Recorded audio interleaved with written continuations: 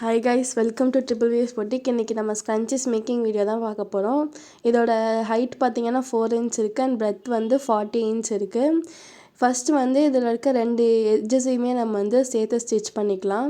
Stitch பண்ணதுக்கப்புறமா நடுவுலேருந்து இருக்கிறத வந்து கொஞ்சம் மடிச்சுட்டு 2 கார்னரில் இருக்கிறதையும் எடுத்து மடித்து உள்ளே இருக்க லேயரில் படாமல் வெளியில் இருக்க லேயர் மட்டும் கரெக்டாக எண்டு வரைக்கும் கொஞ்சம் கேப் விட்டு ஸ்டிச் பண்ணிக்கலாம்.